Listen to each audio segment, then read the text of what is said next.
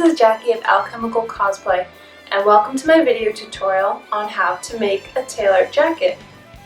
This is part 2 of the video series. In part 1, I showed how I made the goldwork effect embroidery using my Pfaff Creative 4.5. In this, I used the same machine in sewing mode to use some machine-aided tailoring techniques to give a crisp look to this uniform jacket. Tailoring is a technique of interfacing and padding to make a canvas that's inserted into a jacket, which gives the jacket a body of its own that doesn't depend on the body of the wearer as much. It gives a much more structured look that prevents wrinkling and sagging of the fabric and is what gives a tailored garment its really crisp, sharp look. So with machine tailoring, we're using the same materials, hair canvas, flannel, but using the sewing machine to speed along some of the traditional tailoring techniques that are very labor intensive and involve a lot of hand sewing. Some of the main goals of a tailored jacket, whether you're tailoring traditionally or by machine tailoring techniques, is to provide structure through the chest of the jacket. I'm wearing this without my hands in the sleeves, but with my hands in, you can see that it's structured through the chest. The lapels curve towards your body instead of winging out, and you get a nice crisp line through the front. This jacket also has a 2-part sleeve, which makes it curve toward the front of your body more, which is how an arm hangs naturally. Another important feature of a tailored jacket is the sleeve head and the shoulder pads. This gives a lot of reinforcement to your shoulder and your sleeve, giving a very, well, manly look, I suppose, since this comes from menswear traditionally and it's translated over to women's wear. You want a square shoulder that enhances a wearer's posture and form. So the jacket interstructure is really lending a lot to your silhouette.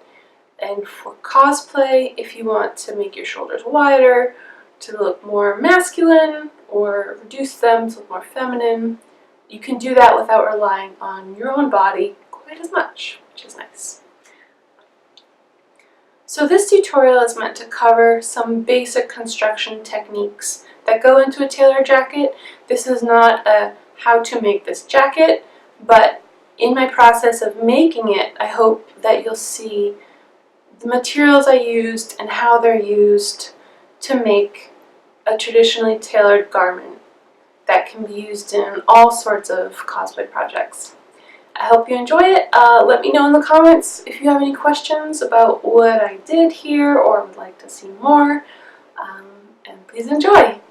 I started by adding interfacing to the embroidered lapel piece. Traditionally, lapels are reinforced with hair canvas that is pad stitched carefully to give the curve of the lapel towards your body, but I'm using a fusible hair canvas, and that means I can just iron it right onto the back of my pattern piece. And you'll see I'm just using a press cloth to iron this real quickly to the back. And then with a tailor's ham underneath, I'm pressing it again over the curve to give the lapel a bit of shape so it'll curve towards your body when it's being worn and not be completely flat or have the edges winging up away from your body. So here they are reinforced, left and the right pieces, all trimmed with the seam allowances. I followed the same process for all the other embroidered pieces, including the cuffs and the collar. It's not important for the cuffs or collar to be curved. I just wanted the rigidity to match the lapels and to have a more structured form on the final jacket. And here you can see I just switched the Pfaff Creative 4.5 from embroidery to sewing mode, and I'm beginning to sew the jacket. Sewing seams in a tailored garment is pretty much the same as sewing seams in any other, but when it comes to pressing it, there are a few additional tips and tricks. First of all, tailor's ham is your best friend. It's really important when you're pressing curved seams, such as over a bust, or I have one in the center back of this jacket. And then this is the sleeve board. It's for ironing sleeves or other narrow, hard to get to seams. So this is a press cloth. It's a basic piece of muslin. It helps keep your fabric from being marked by the seam allowances. And the first thing you do is press your seam flat. So this just kind of sets your stitches, and then you can open it up and press it like you normally would. Because this is a wool garment, I'm using a lot of steam, and I'm also using the press cloth after I iron it to kind of keep that seam flat as it cools, which helps it set a little better. One of the most valuable pieces of advice I ever got as a seamstress was to spend as much time at the ironing board as you do at the sewing machine. Pressing every seam in the direction it's supposed to lie and keeping your fabric crisp as you go results in a much cleaner looking garment at the end. Once the shell of your jacket is sewn up, it's time to create the canvas. Now this is the interfacing that goes through the front of the jacket, across the chest, and even wraps around across the side seam into part of the back of the jacket. So I've taped together the front and side panels of my jacket shell, and here I'm tracing them, as well as the back. Put interfacing across the back, approximately like 4 or 5 inches down to reinforce the neck, and across your shoulders.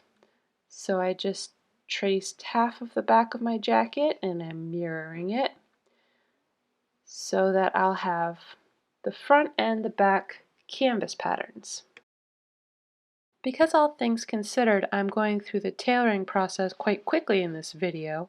This Singer book on tailoring is what I used as reference for the project. This page from the book shows what a custom method and machine method canvas looks like in a traditional jacket. Mine will look a little different because my construction is different, but I'm still essentially using hair canvas and flannel to reinforce the front and pectoral area of the jacket. The first thing I'm doing, though, is cutting the front out of muslin. I'm doing this because the muslin will act as a frame to suspend my hair canvas and flannel inside the front of the jacket. Traditionally, these interfacings are hand stitched into the front of the jacket, which is a very slow and painstaking process, and you have to be very careful that your stitches don't show through to the front of the jacket. So by doing the machine tailoring method, we'll essentially create a frame of muslin that will suspend your hair canvas. So you can see I've got the hair canvas and the muslin for the front piece cut exactly the same. I'm matching them up and going to pin them together. Using a narrow zigzag stitch, I'm sewing the hair canvas and muslin together just to the inside of my seam allowance.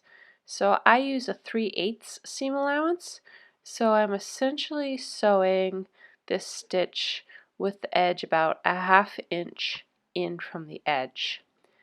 The intent is that we will cut away the hair canvas in the seam allowance, leaving just the muslin to be caught in the seam.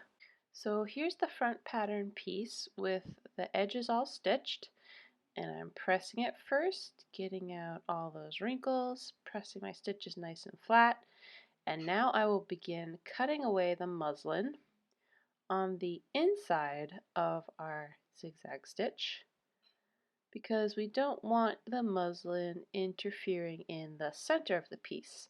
The hair canvas has a really nice drape and shift to it, even though it is stiff.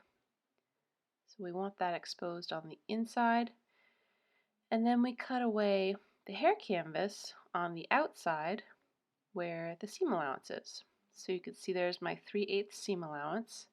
That is now only muslin. So you proceed all the way around the pattern piece, and now you have a hair canvas piece floating inside an edge of muslin. The next piece I'm making is the shoulder reinforcement. This is a shape that goes from the shoulder seam basically to the bust line over the pectoral area of the wearer to add extra stability through this part of the jacket. You line it up with the shoulder seam with the flannel on top and the hair canvas underneath. The hair canvas is cut slightly smaller than the flannel so that the edges protect it. The edges of hair canvas can get a little prickly. With everything pinned in place, I'm running some straight quilting stitches down the length of the shoulder reinforcement about 1 inch apart. The back side of the canvas is constructed much in the same way as the front, but to close the dart that's in the center back of my pattern piece, I used a simple piece of fusible interfacing to shut this dart without sewing it. Now that all the pieces of the canvas are finished, I have pinned them to the wrong side of my jacket pieces, matching the edges of the muslin with the edges of the wool pattern piece. To get rid of the pins, I run a simple basting stitch a 1/4 inch from the edge, so inside my seam allowance. And then I can go ahead and start sewing up the rest of the jacket. I'm first going to ease the shoulder seam because on most tailored jackets the back edge is slightly longer than the front, like maybe a 1/4 inch. So I'll do this just by using some normal basting stitches and then easing the back into the front. This gives you just a little extra ease across the back of your shoulder, which is generally rounder than the front, which scoops inward. When done properly, the back of your shoulder seam will not look gathered. When you press the seam after sewing, you should have a graceful, eased edge without any tucks or gathers showing. Another tip for the shoulder seam is to add a sturdy cotton twill tape right across. This is just stitched along with your shoulder seam, which prevents it from stretching as you wear it. Once you've sewn up your shoulder seams and your side seams, this is what your jacket canvas will look like on the inside. It's not quite as beautiful as a hand pad stitched canvas, but is still quite effective and takes just a fraction of the time to complete. Next up is the sleeve construction. You can see this is a 2-part sleeve with the curved edges that keep your sleeve swinging slightly forward as you wear it. The top edges of the sleeve also get a hair canvas reinforcement to allow it to drape nicely from the shoulder, and also a sleeve head, which is a simple piece of flannel that is cut on the bias and ironed not quite in the center. This gets sewn around the sleeve cap and essentially makes a staggered piece of padding that falls down into the sleeve to create a nice roll across the shoulder so your fabric of your sleeve doesn't just collapse down onto your arm. With the hair canvas interfacing pinned in place, I'm sewing up the seams of the sleeves, catching it on the sides, and then running 2 rows of basting stitches just to the inside and outside of my stitch line so the sleeve can be eased into the arm side later. With both your sleeve and your jacket right side out, match the notches and begin the tedious process of pinning your sleeve into the arm side while gathering along the top of it to create a nice ease through the sleeve cap. As with the back of the shoulder seam, the point of this ease is not to create a gathered look, but just to give a little extra volume to the sleeve cap to form a nice roll. So now that the sleeve is set in, you can really see how it hangs slightly forward. After the sleeve is set in is when you add the sleeve head. So essentially you center it in your sleeve, pin it in place, and then take it to your machine and stitch right inside your shoulder stitch line through the seam allowance to secure it in place. Last but not least are your shoulder pads. So these are some really structured shoulder pads that are slightly longer on one side than the other. You want to take the longer side toward the back of your jacket and the shorter side on the front, like so. Also, when you're sewing your shoulder pads into the jacket, you want it to line up with the edge of your seam allowance, which will be pressed outward toward your sleeve. So right about there. The shoulder pads do need to be stitched in by hand. So what you do is you turn your jacket inside out, match the notches, make sure the long edge is to the back, pin that in place, and then with simple needle and thread, you tack the edge, catching just the seam allowance to the shoulder pad, and then down along the center line of the shoulder pad, again just catching the seam allowance of the jacket to the pad. This part's a little tricky and not very easy to film, but essentially you turn your jacket right side out and smooth it over the shoulder pad so that the fabric of your jacket is lying smoothly over the curve of the shoulder pad. You pin that in place from the exterior and then flip it back around to finish tacking the edge of the shoulder pad to the seam allowance of your shoulder seam. I flip my jacket back and forth pretty frequently to make sure that the fabric is lying smoothly over the shoulder pad and isn't bunching or wrinkling as I tack it. When you're all done, you should have a nice structured shoulder with fabric that falls smoothly from the shoulder seam into the upper arm without wrinkles, gathers, or a concave look. And those are the major points of machine tailoring a jacket. Once you get the hang of these techniques, they can easily be applied to a wide range of cosplay projects. As subtle as they are, they really bring the appearance of your garment to the next level. I hope this has been a helpful crash course, and if you want to read more on the subject, please check out Singer's tailoring book, as well as the other great sewing resources that can be found in your local library or online. Thanks so much for watching, and happy sewing!